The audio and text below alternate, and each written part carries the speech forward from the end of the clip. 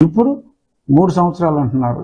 మరి ఎఫ్ఐఆర్లోనే చంద్రబాబు నాయుడు గారి పేరు లేదు.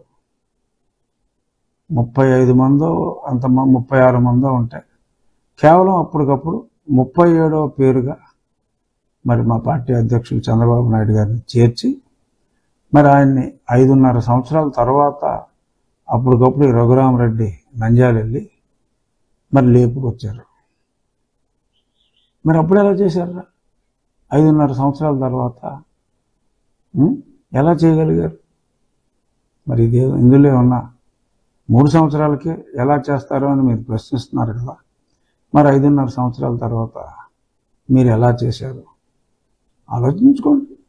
అంటే మీరు ఏదైనా చేయొచ్చు, కానీ అదే మీకు తగిలితే మీకు ఇటువంటి రూల్స్ అనేవి గుర్తొస్తాయా? ఏ రూలు లేదు.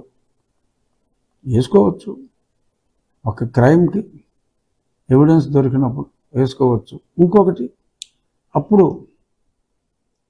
గుర్తు తెలియని వ్యక్తులు కుట్టారు అని చెప్పి స్టేట్మెంట్ ఇచ్చారు, ఇప్పుడు వీళ్ళ పేర్లు పెట్టారు అని మాట్లాడారు. నేను చెప్పింది కొట్టిన వాళ్ళ గురించి కాదరా డుమ్రి, నేను చెప్పింది కొట్టిన వాళ్ళు గుర్తు తెలియని వ్యక్తులని నేను చెప్పిన దాంట్లో తప్పేమీ లేదు.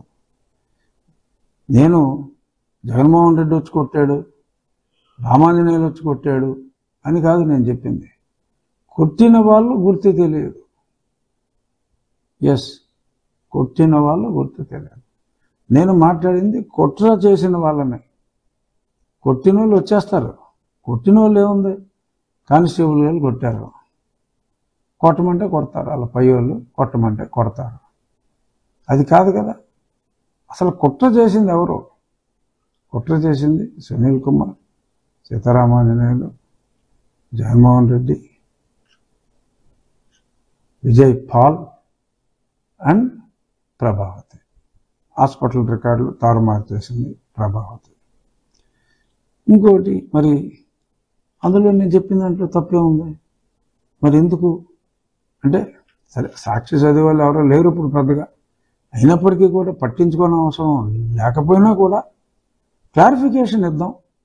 ఒకవేళ ఈ సొంఠలు తెలుసన్నారో తెలియకన్నారో, ఇంకొద్ది మంది సాక్షి ప్రేక్షకులైన కొద్దిమంది దురభిమానులు ఎవరైనా మరి ఆ సొంట చెప్పింది నిజం అనుకుంటే మరి సరి చేయవలసిన బాధ్యత కూడా మరి నా మీద ఉంది కాబట్టి చెప్తున్నా.